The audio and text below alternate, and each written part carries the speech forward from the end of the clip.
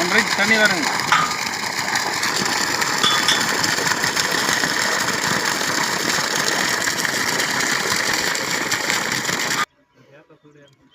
ஒரு panel 590 watts 10 panel அனுப்பிச்சிட்ருக்கு.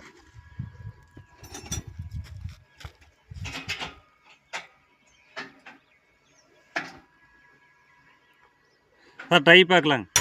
5500 watts travels, panel MCB current MCB. இதான் போருங்க.